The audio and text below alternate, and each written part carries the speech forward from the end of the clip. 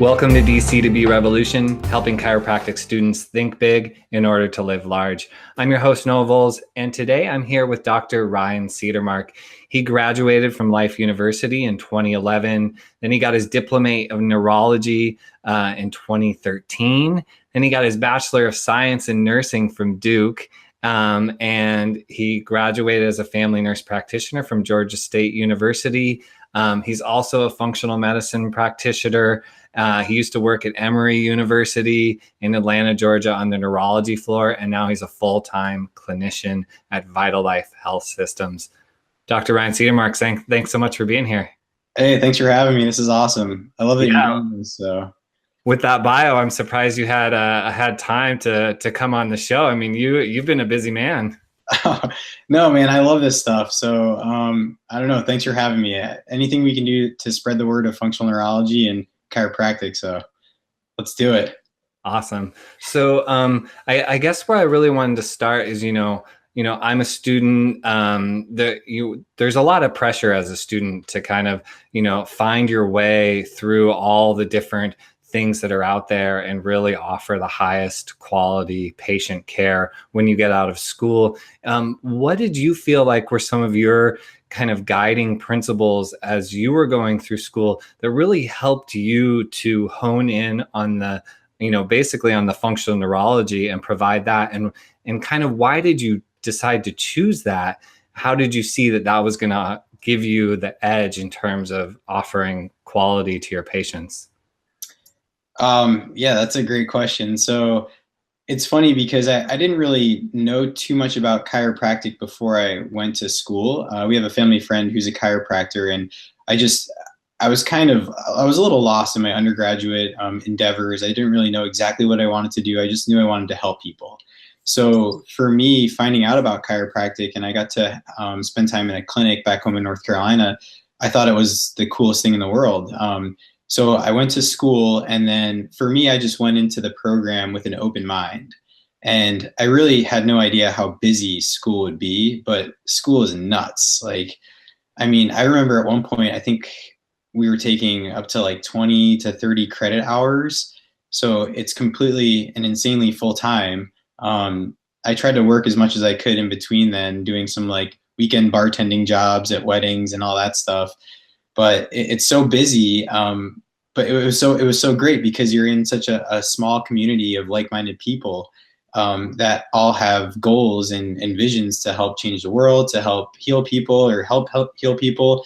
And so it was pretty amazing. But when I started learning more and more about chiropractic, I just continued to have more and more questions, because for me, the adjustment makes so much sense, but at the same time, it makes no sense at all.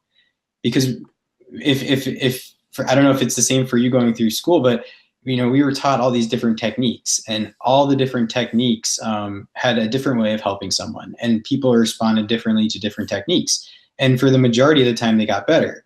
But then there was this little tiny, clump of people who, no matter what technique they saw, whether it be a technique, if they're actually putting hands on you, if they're just doing some energy work, or if they do put your hands on you and give you a big adjustment to your C1 vertebra, they just weren't getting better, and sometimes they were getting worse.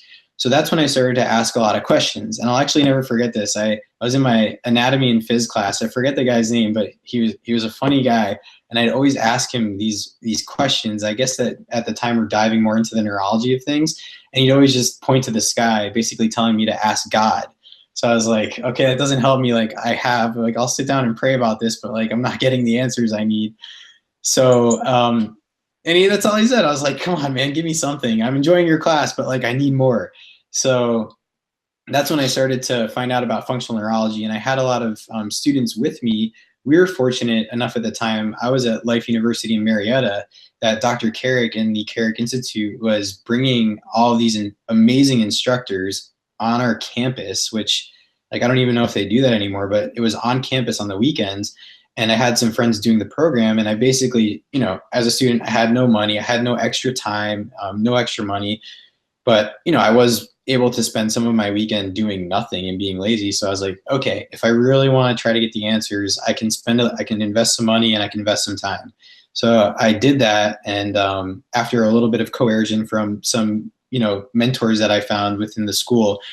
And it just kind of went uphill from there for me, trying to find answers for that difficult clump of patients that just weren't responding to any type of therapy. So that's what happened. I basically adopted some mentors and started bugging them a lot, and they didn't really know it at the time, but I was just trying to learn, and that was it. I got involved. Yeah. And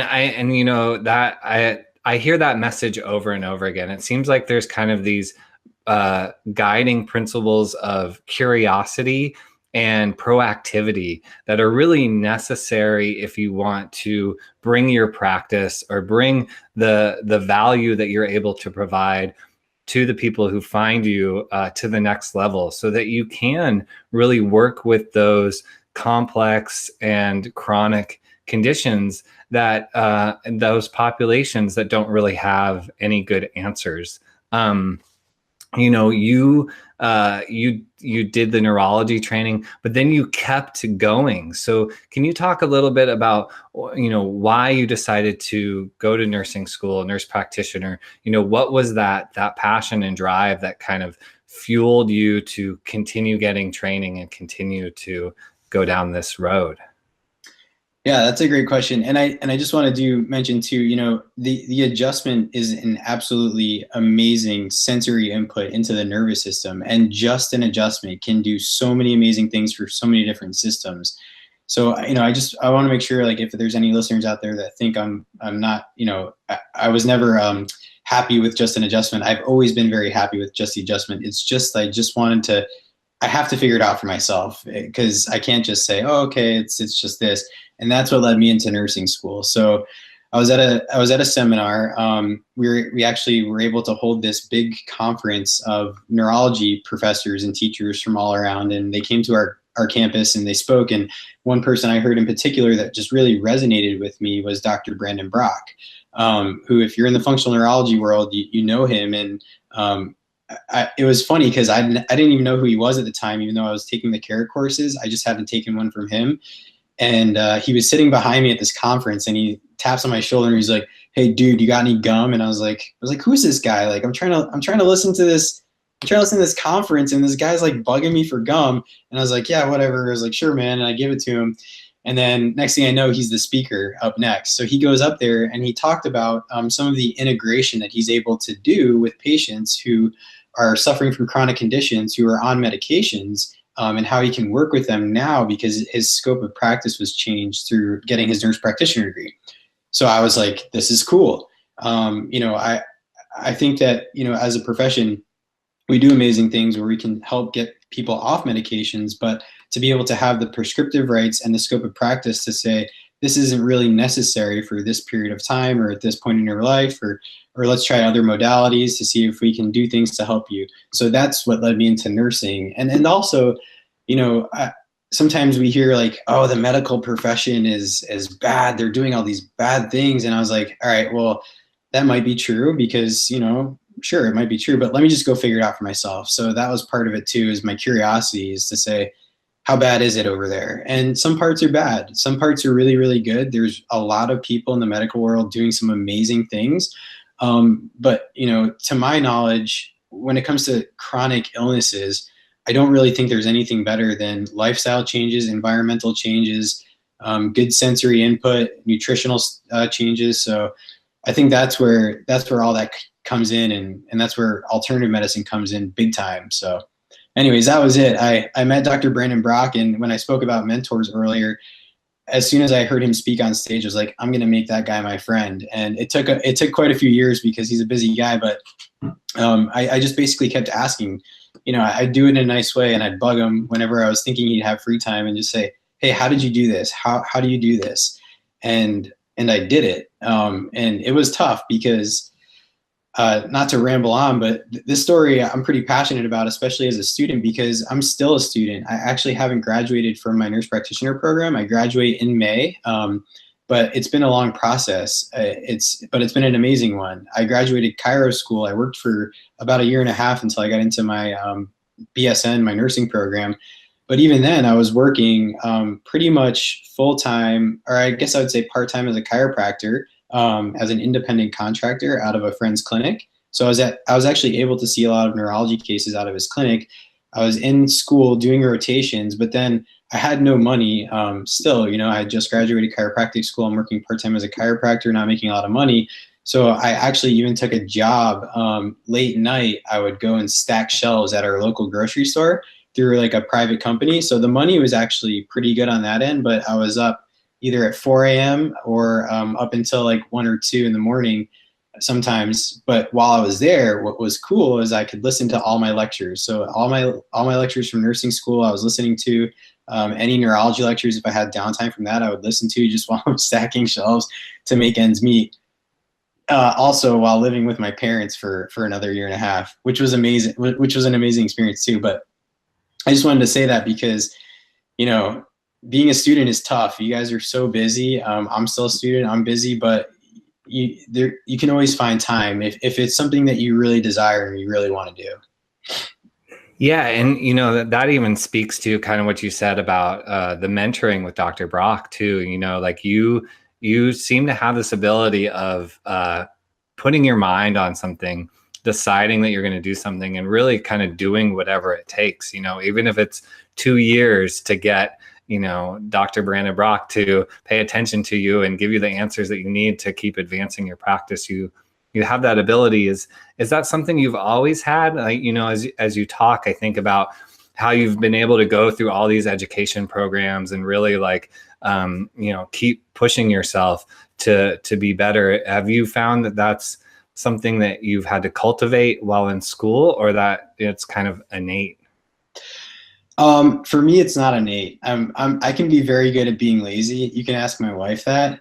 But what changed for me was when I got into the chiropractic program in Atlanta, I was just so focused because I think I had actually finally found something that really resonated with what I wanted to do professionally, but also something that I could use as a funnel or a channel to really learn things to help people. So that's when I get really passionate about it, because and that's also why I got into the neurology, because I just wanted to continue to find ways to help people who just really haven't really been able to find help. So it's been a learned trait for me. And I do have my lazy days. Again, you can ask my wife, like I am all for just chilling on the couch and like watching a couple movies. But at the same time, at the end of the day, I wake up in the morning, I look at all my goals. I look at where I want my life to be in the next couple of years. And it's in there resonating and ruminating or whatever. And I can't get it to go away. So I have to leave the couch at some point and keep going at it.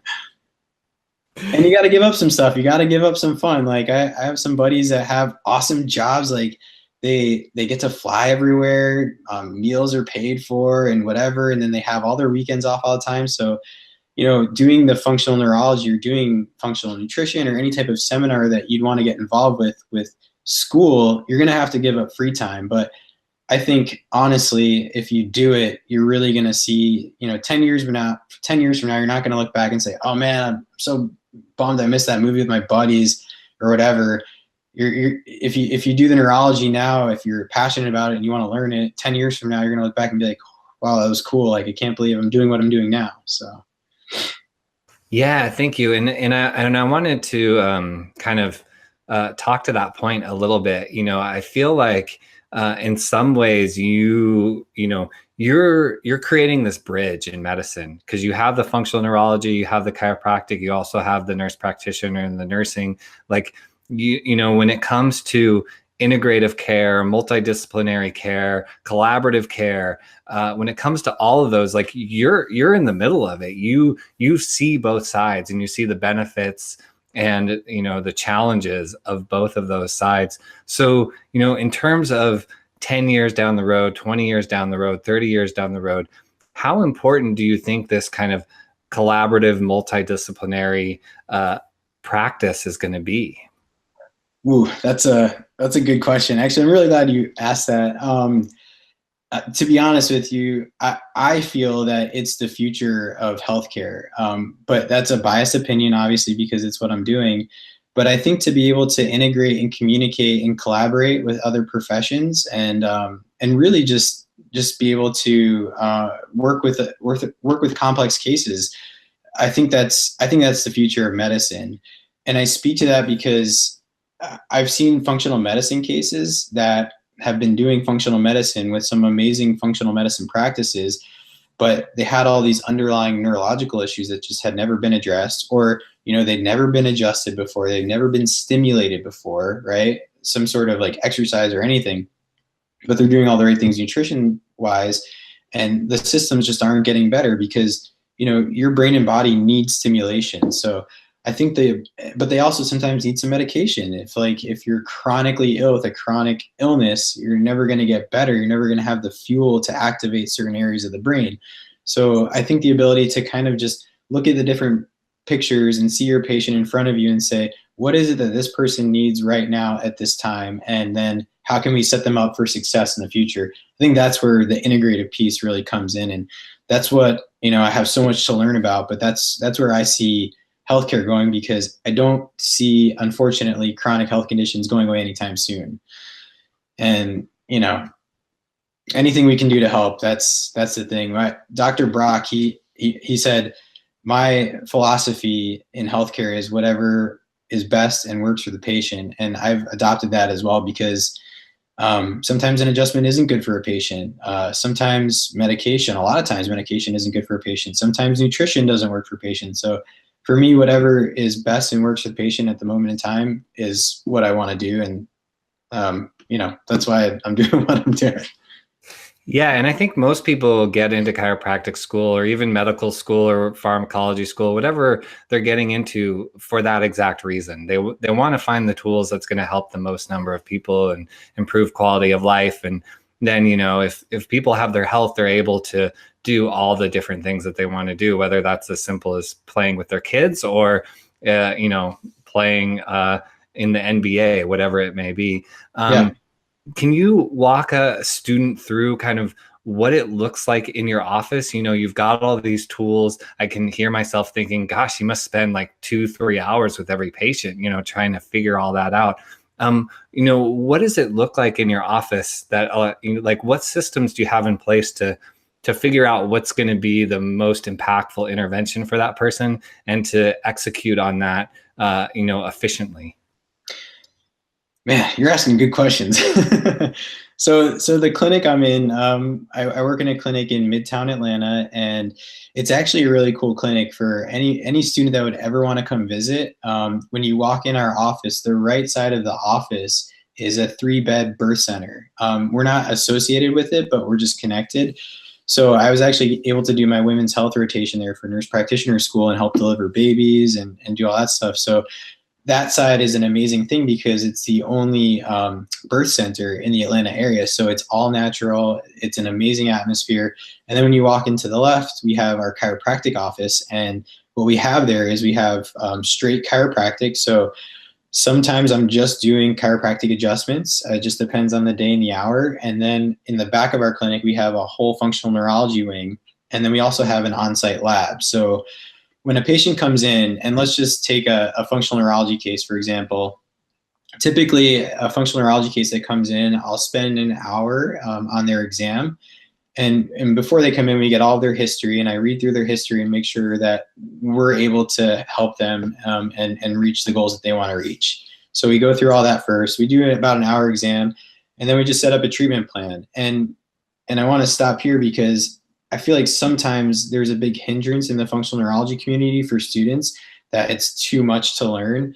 And there's a lot of information, but it can be very, very simple. It doesn't have to be very difficult. And you can learn some of the principles of functional neurology to apply in your everyday clinic, to just do a couple extra things and help people. So learning and getting your board certification is one thing, but learning a little bit and knowing some functional neurology is a whole other thing, and you can do some good things. So we'll do an hour exam, and then some of our treatments, it depends on the patient. Some of our treatments take 10 minutes, 15 minutes. Sometimes we'll do an hour-long treatment, but typically that's as far as we go. And if I feel like before we even do functional neurology, if they need some nutrition work or if they need some blood work, we'll go draw labs and we'll start there first. So I know it sounds all over the place because it is, but there is structure to it, I promise. Yeah, and it sounds, at least from my experience in clinic, which is relatively limited, it sounds very similar to what we do. It's we do that hour-long intake, and then after that, some people need some more soft tissue, some more adjusting, whatever it is.